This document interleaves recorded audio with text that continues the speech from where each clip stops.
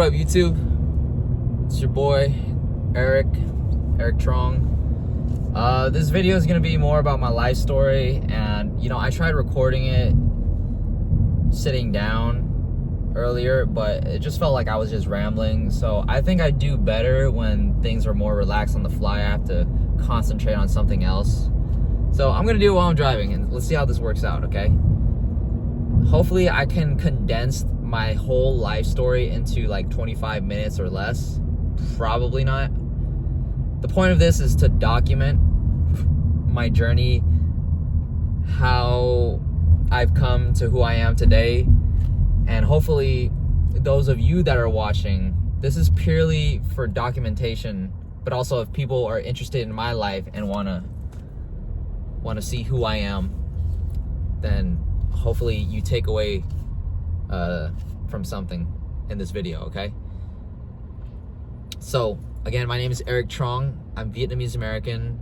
I'm 23 years old, and recently, last May, I graduated with a degree in exercise science or kinesiology.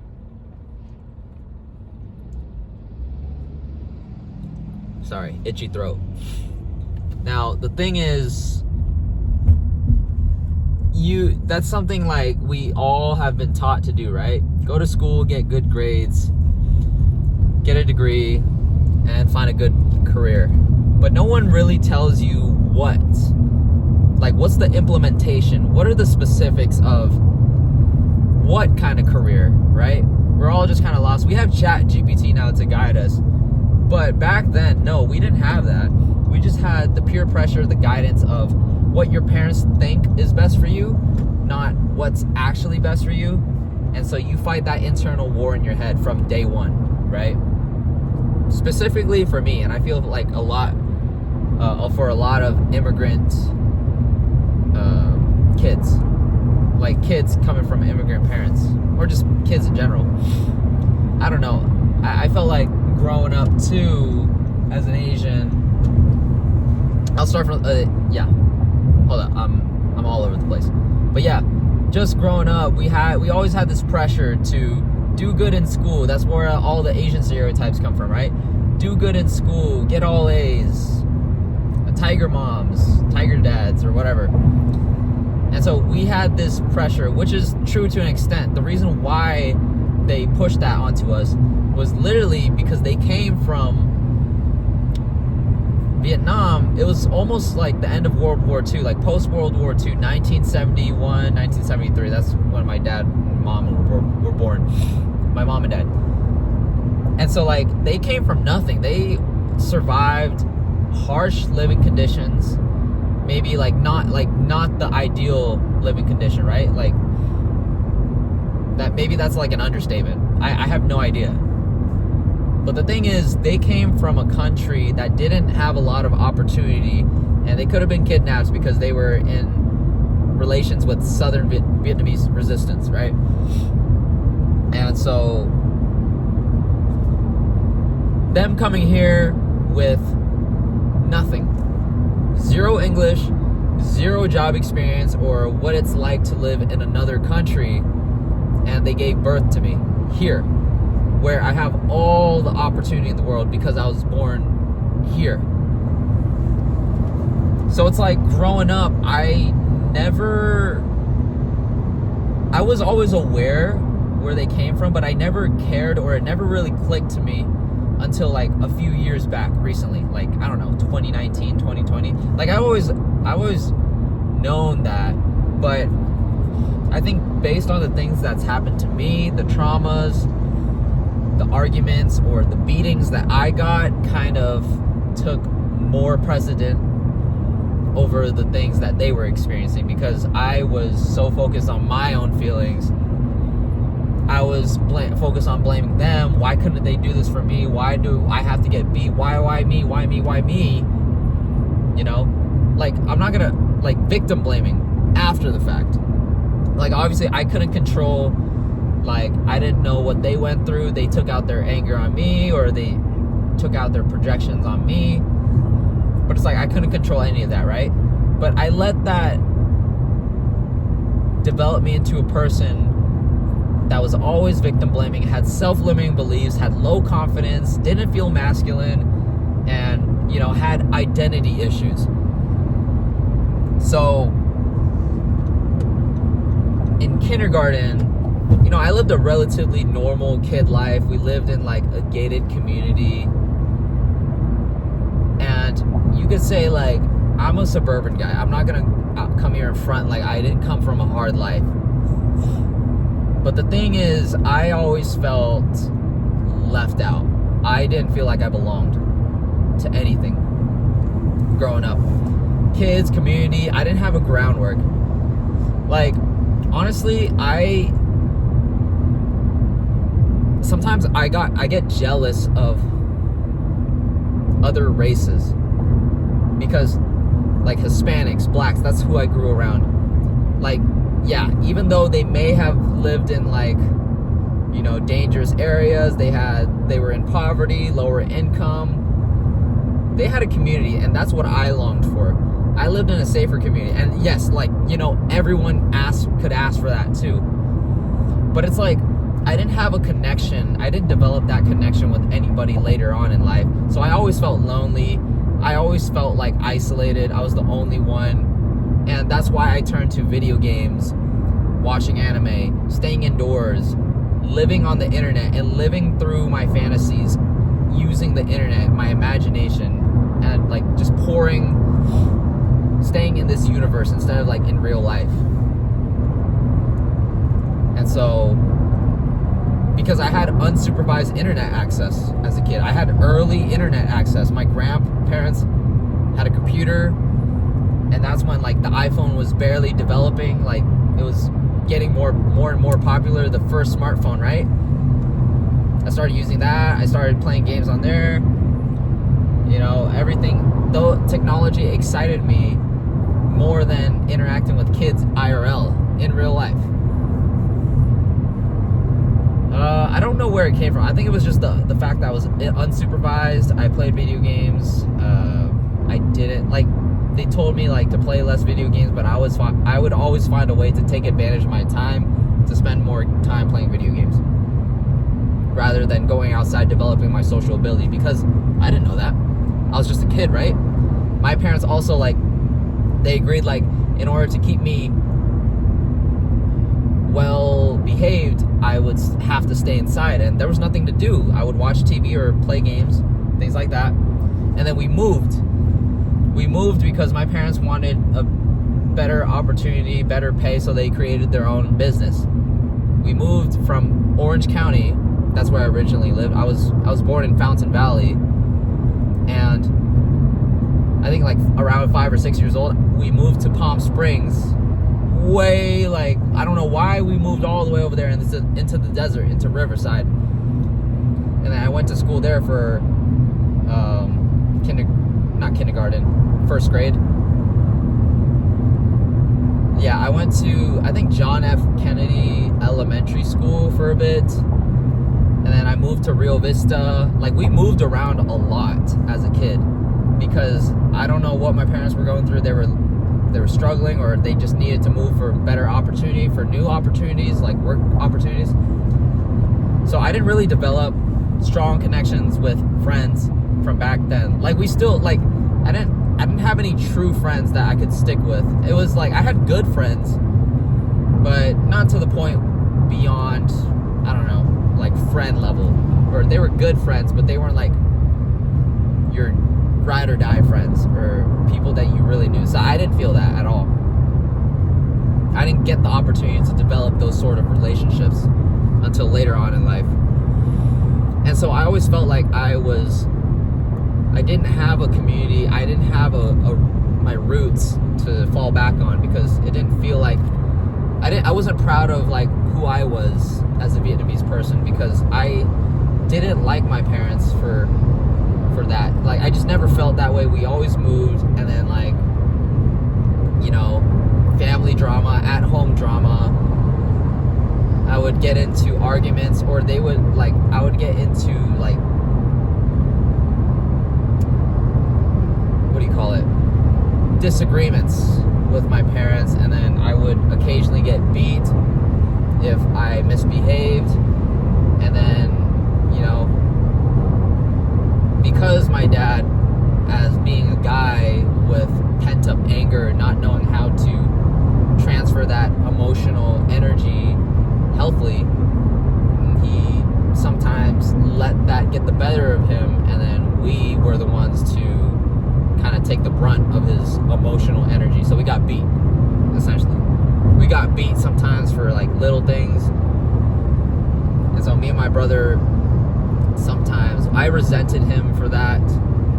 I resented the way, like, I resented him smoking. My mom was never there, really, because she was always working. Now that I understand, like, and then she was always working. Middle school, same thing. I went to middle school. I moved, like, James Carter. No, I stayed at middle school, like, middle school, same thing. I didn't have a strong social ability to connect with others. I was always seen as quiet or introverted because I felt like people couldn't relate to me because I spent most of my time playing video games, watching anime, and like I liked things other people didn't like. We would connect on like on the surface level things like, I don't know, music or like books. But I was too afraid to express myself because I was afraid of being judged by others and them not liking me for me, or I was afraid of embarrassing myself in front of others. And I wish I had somebody, like an older role model, to tell me like, it's okay, just be yourself. But then I would hold myself inside of what I truly wanted to say. So I would people please, try to get on the good side of people, try to say the right things. I would always try to figure out what's the right thing to say and what's the most efficient way to do things, because I wanted to be perfect. I wanted to display a perfect image, because I think I got that from my parents too. My mom would always want everything like our image. Like she would always worry about our acne or how our face looked, like clean up, get a haircut. The way you present to others is very important, which I agree to an extent. But I feel like that's so superficial, and I let that bled onto me. And I was so worried and afraid of other people's opinions that I let it hinder my self-growth and my personal development. I remember in middle school, I just wanted attention. I just wanted to feel something. So I started dressing. There was a bunch of Hispanics that I was around. So I started dressing more of their style, of what I thought was cool, of what they thought was cool. It totally wasn't me, but I remember going to school one day in like an oversized polo and some oversized shorts, and I had I remember buying Vans for the first time.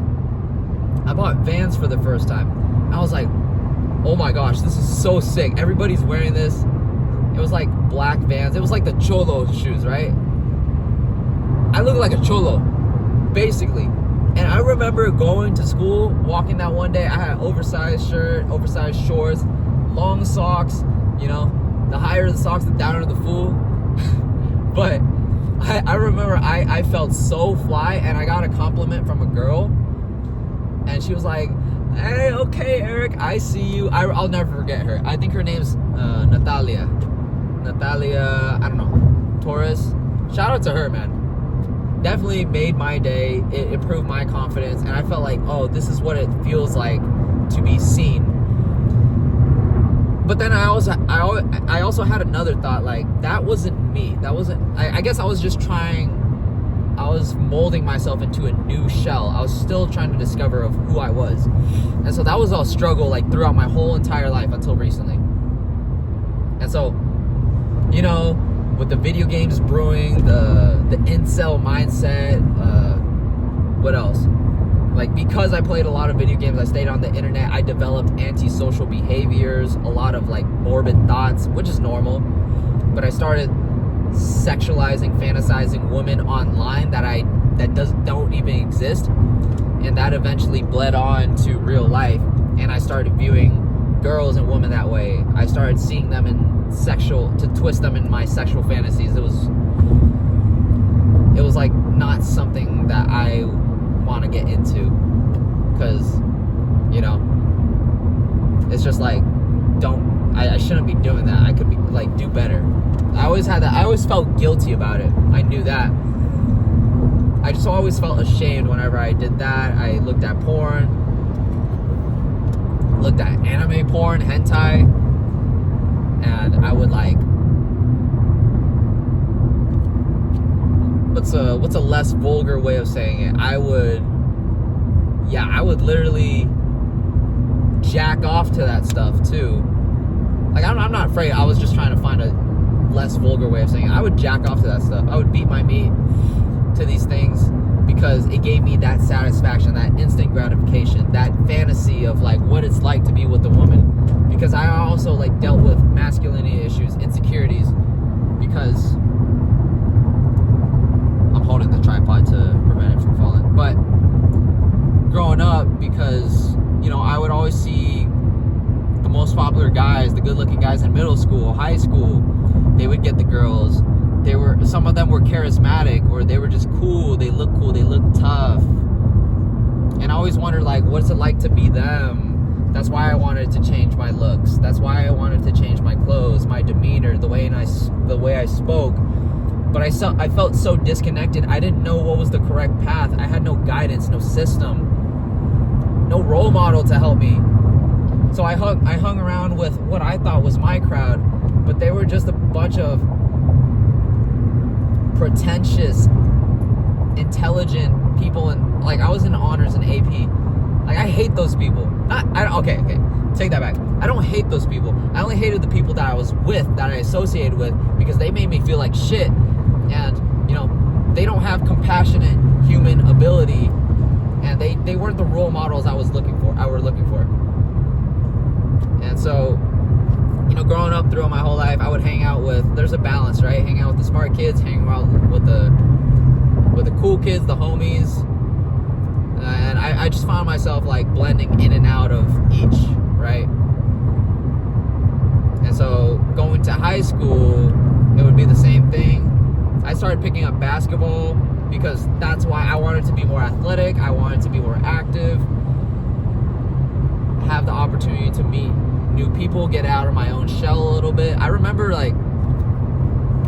because I was in an after school program. I was in Boys and Girls Club. I was in YMCA, ACES. And I remember people would say I was the quiet kid. And, the staff members, there was this one cool dude. I'll never forget him either. His name's Jaden. Shout out to you, Jaden. Like, you really did this one. Jaden, Dominic, they played basketball. I would always get beat by them. I felt so insecure because they were so cool, right? I started playing basketball with them. They were good people. Like, they allowed me to talk to them, to be in their space. And at that time, I was just like, I was so insecure. I was so like antisocial. The way I interacted, I was so awkward because I don't know. I just don't know. It was like I lacked the ability because it got stunted from playing video games and just sticking to my nerdy ways. Like I love being nerdy and like being into anime. Like I stuck with the nerdy kids who played video games, who played Smash Bros. During that time when everybody else just socialized, they played sports. I always had that nagging thought like I should have a blend of both, but I never followed through. And I just kind of like did that. I stuck with honors classes, AP classes, IB classes, if you guys know what that is, from freshman year to junior year. And with girls, like I had crushes on girls. I think some girls had a crush on me, but I had no idea because I had no idea how to interact with a girl. And I'd be like, oh my gosh, this girl's the prettiest. It's kind of like cute in a way, like innocent. Like when she would look my way, I'd be like, oh my gosh, she looked my way. Or there was this one time I had a crush on this girl. She was very pretty. She's Filipina. And I think she was like almost everybody's crush too. And I remember you could buy chocolate candy as a fundraiser in middle school. And I remember walking outside and she walked down the hallway and she saw me. She's like, oh, can I have one? And when she took it from me, I was like, oh my gosh, she took a candy. Like I was fangirling so hard, right? And then on the opposite spectrum, like, and I would stalk people online too, because I loved living through other people's shoes, and that's why I feel so empathetic. But I also developed like some kind of weird tendencies, like, but I feel like most people stalk, they just don't really want to admit it, right? I would stalk people's Instagrams. I would look at their, I don't know what it was called, like it was like a bunch of forums where you answer questions, ask me anything, stuff like that, middle school stuff. I would look at that, Tumblr, and just I would be interested in other people's lives other than my own, because I thought it wasn't as interesting. So playing basketball growing up, got a little more confidence. I sucked at basketball growing up, but I always had a passion for it. I was like delusional to the point where I thought I wanted to make the NBA and to train so hard that, you know, Kobe Mamba mentality, I wanted to train so hard for that because I was so passionate. I found a calling other than video games. It was an escape from video games. So basketball became my new escape. And so I did that. I'm gonna go on a side tangent. Yeah, basketball, freshman year, I went into JV because we didn't have a freshman team. And I stayed JV for like the first 2 years, and then junior year, I got into varsity. I was so bad. Oh my gosh, I was so bad. Like I had zero guidance. My parents didn't support me playing basketball. I had to figure it out all on my own. I had to go on YouTube, search up I love basketball. I love basketball TV in the lab, 10,000 hours. Those people were all my inspirations. I would look up to people who were better than me in my district, in my league. Like I had nobody, man. Like gosh, I practiced. I went to the park by myself. I would practice at home, my handles. I was working so hard, yet seeing no results. And that's where my true dedication, my diligence, my consistency, my toughness, my discipline, I learned all those things. You know how they say, like, you learn all those things in sports when you practice your mental toughness? Yeah, I learned all that by myself. And I feel like I'm a self-made man. You know the Chads, like the popular kids that, you know, you think of like, oh, they have good parents, they're able to interact well, they're very popular. I feel like I'm a self-made Chad. I'm a self-made Chad because I went through all this shit, and yet I still came on top of it. I overcame that hurdle. And that's why I feel so confident today, because I did the groundwork. I did the dirty work. I killed my vices. I killed my incel mindset. I stopped my video game addiction. And like, don't get me wrong, I still play video games today because it does hold something in my heart, because it kept me safe and away from these bad influences. But at the same time, I relied on it so much and I escaped into it so much that I stopped playing real life in a way. And okay, long tangent, but I know I'm all over the place, but again, purely for the documentation of my life. So junior year, end of junior year, I thought I went to Cathedral City, by the way, Cathedral City High School, and definitely met my close friends that I still talk to till this day. We just don't have the opportunity to talk as much because we're in different cities, different towns, different priorities, futures.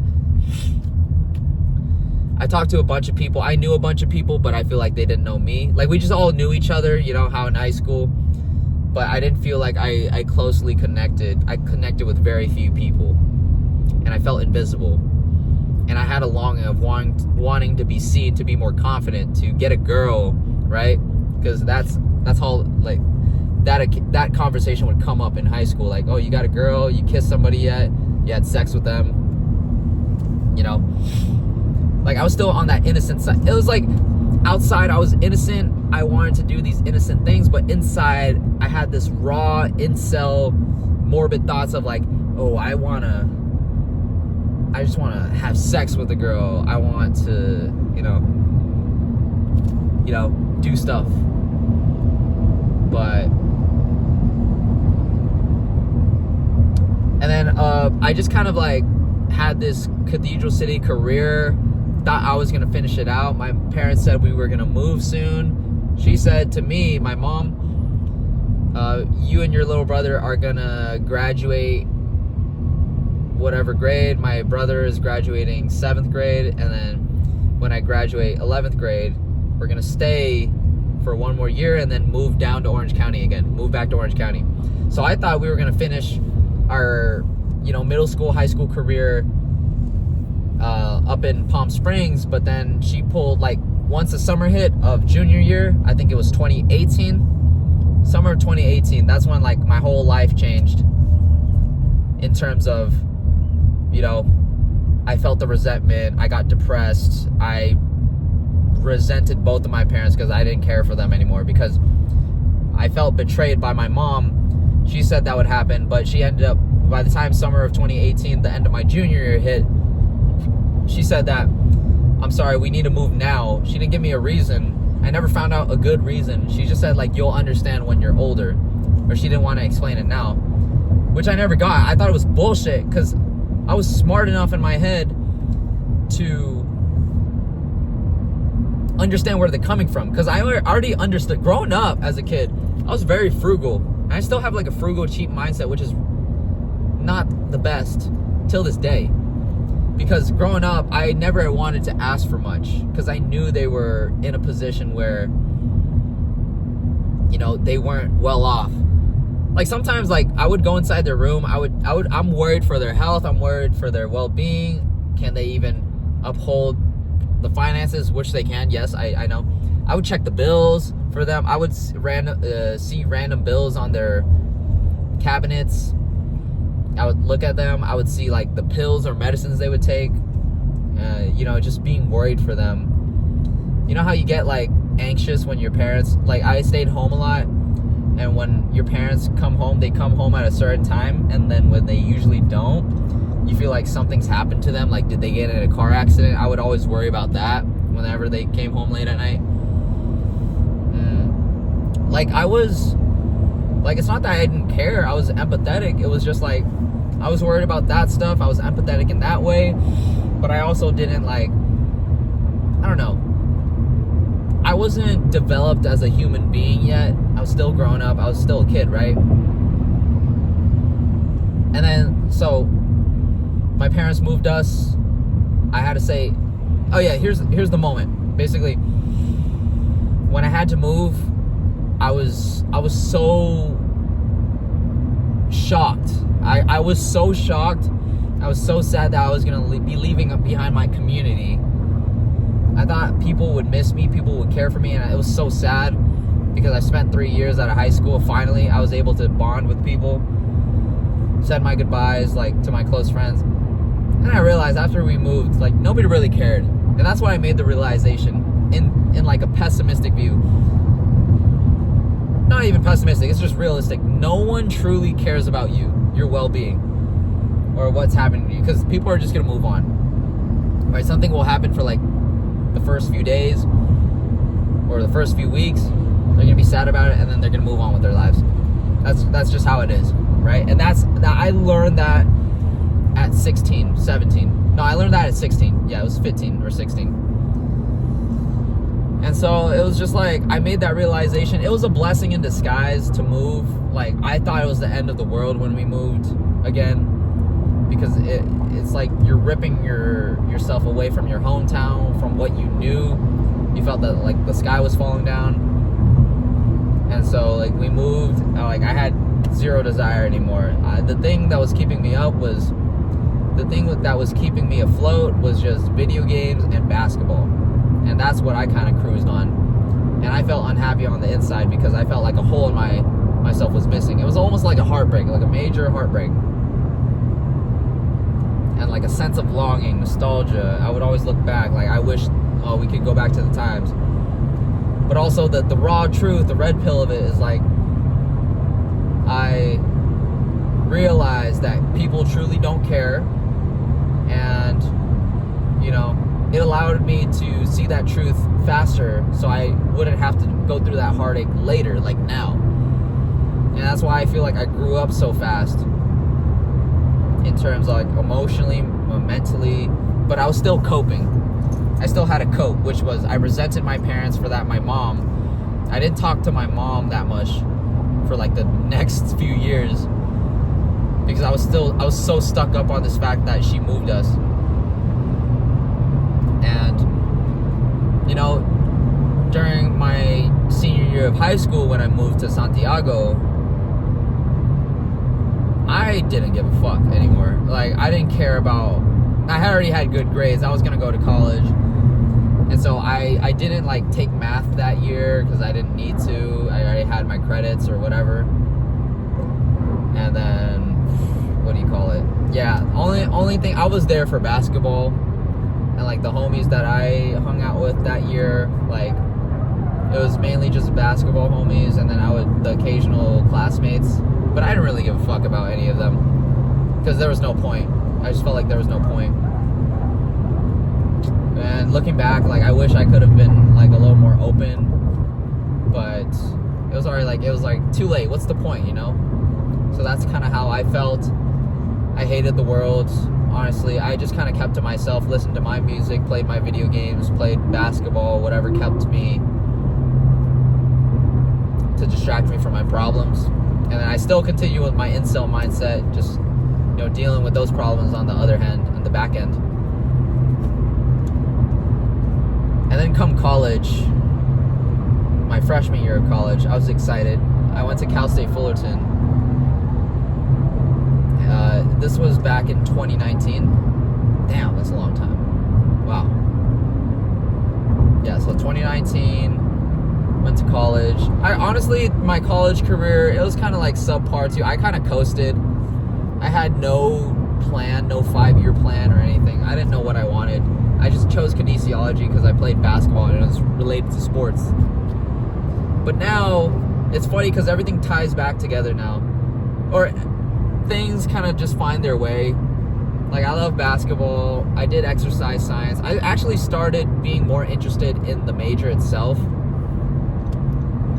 when I started getting to my earlier or my later stages of college, like junior year or senior year, which unlocked the prerequisites for, like, you know, the actual major, which I wanted to do, which was strength and conditioning. And so now I'm a personal trainer. I know I didn't talk a lot about my college years. It was kind of like more just like finding myself.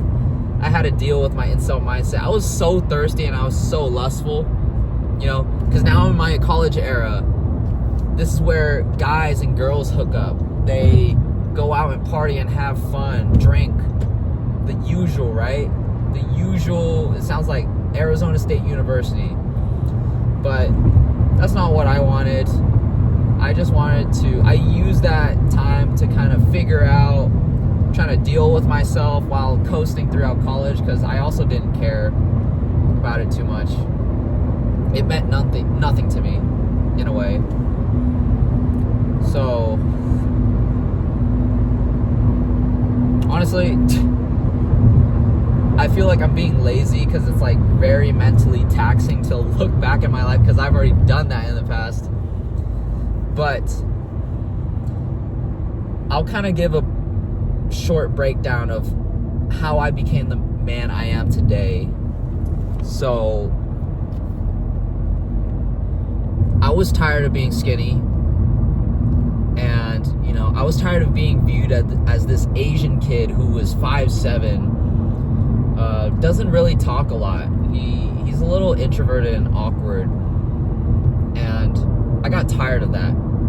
And I got tired of, like, seeing, you know, of not being viewed as attractive. So I did change up my looks for that. And it did help. I'll be honest, like, it's not that I drastically changed, right? Like, I did the extremes of both ends. I was like an incel, like a freaking 4chan basement kid, or like some gamer that lives in his basement, to like the opposite end. Like, I turned myself into a fuck boy, and then try to get all these girls, and then just mack them or whatever. My goal was to mack them or have sex with them or just talk to them, like get a bunch of girls, right? Go on that conquest of women.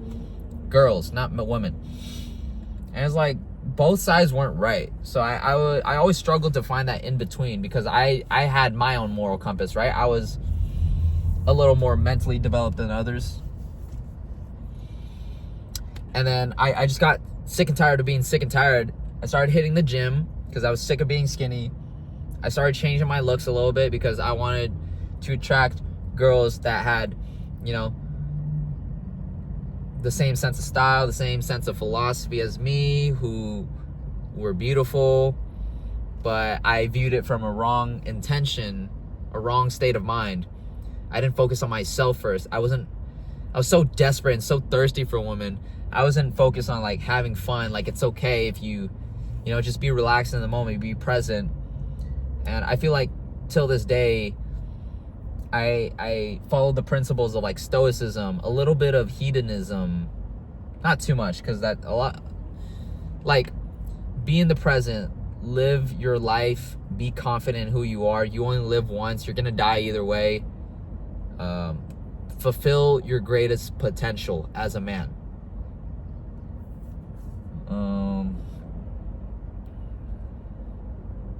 And then just be a good person, retire my parents eventually, and build a career that I can be proud of. That's what I've come to realize. Like, I've resented my parents in the past, and I always blamed them for what they did, but I was always victim blaming in the end. And finally I decided, like, I need to take control of my life. I need to make my parents proud. Like, they came from nothing. They suffered and endured, you know, just how, like, I feel like most immigrants have, especially Vietnamese, because I'm biased. I'm Vietnamese, right? We're like this race that's kind of like hidden in America. We're overlooked. We don't have a lot of representation. Like, you think of China, Jackie Chan, Bruce Lee, Jet Li, blacks, MJ, Martin Luther King, Tiger Woods, Kobe Bryant. Hispanics. I don't know a lot of Hispanic, like, historical figures. Like, I'm sorry, but, like, I don't know. Like, they have their own, right? And then, like, Vietnamese, it's just like, you can go into, like, the sub-ethnic ethnicities, but I feel like Vietnamese, like, we don't have that person. I kind of want to be like that person. I don't want to be, like, popular. I just want to have an impact. Now I want to have an impact on what I do, especially towards, like, underlooked, you know, Asian American people, or just Asians in general. Like, we can, like, especially masculinity. In terms of masculinity, we could be cool as fuck too, like any other races. We can perform athletic feats. We can look cool. We can be sexually attractive too. And it's like, that's delving more into the masculinity aspect, but I feel like that's what, like, we're not compared to other races. I don't know, I guess my life story, yeah, that's my life story. And then my mission is I want to help serve other people through fitness, but in the online space, like, help people in real life, trying to get them in shape, trying to interact with people, to have genuine connections, you know, be curious, and be able to express myself more emotionally, be able to be more outspoken, share my thoughts without, you know, being too weird or being too extra. And now the online space, my mission on the online space is to kind of share my lessons, share my experiences of what I went through, so that you guys who are interested and who are going through something similar that I went through in the past, kind of take the advice take the experiences that I have, and that will help give you a better light, or give you a better direction of how to go about things. And so I do that in my Instagram too, my stories. Like, I kind of vlog. I'll be posting more YouTube videos, and then kind of posting on my stories on Instagram, just trying to give as much free game as possible. As much free game. This is my life's work here. Older people put their life's work in books, in whatever, in their archives, in their documents and logs. I'm gonna do this online, because we live in a digital world now. And so that's what I'm gonna do. I don't care if there's, like, I don't expect this at all, honestly. I'd be kidding myself if this got more than 10,000 views, probably less. Yeah, it's probably gonna be way less starting off right now. So if I can affect just one person, maybe a couple people watching this right now, then that would be great. Honestly, that's a start. And a few years down the line, maybe like 100 people, and that would be great. And so I want to be like a Vietnamese representative. Like, I've been seeing these creators online. Broke the Habit, David Pham, I think. Broke the Habit's Peter, I believe. And then, you know, I want to be like, show some Asian representation out there other than Jeremy Lin or Ryan Higa, something like that, or Timothy DeLaGhetto. Like, I don't see anything wrong with that old nickname. I don't know why he changed it. Timothy DeLaGhetto. I guess like it puts him in a bad light because he's ghetto or something. But shout out to them, the OGs. Freddie W, Rocket Jump. Honestly, I'm a chronic online user. Honestly, if you were a 2000s baby and you lived in the internet, like I'm with you. Like, I'll know some of the references you guys are talking about. But anyways, this was a long spiel of disorganized bullshit. I could have done a better job, but you know, I'm not that type of person. I'd rather give my imperfections rather than try to seem stoic, philosophical, smart, and organized. This is the real me. Like, I could be organized when I want to, but this is something I need to get out, share my energy. I hope you guys feel it. It's authentic. My energy is kind of like erratic, disorganized in a way, but also thoughtful, philosophical, empathetic, and optimistic. That's pretty much it. If you guys have watched to the end, I truly do appreciate you guys for watching, and I hope your guys' lives, you're trying to figure it out, it's going well, and you also have a mission to serve. Doesn't have to be like me, or you're just trying to figure out yourself too, and that's completely fine. Whichever path you want to take, if you feel like that's best for you. If I were to give one piece of advice, try to think of all perspectives. Try not to just think of one. If you think living a hedonistic lifestyle, you gotta travel the world, you gotta be in your 20s, drink, party, that's cool. If you feel that aligns with you, 100%, go ahead and stick with yourself.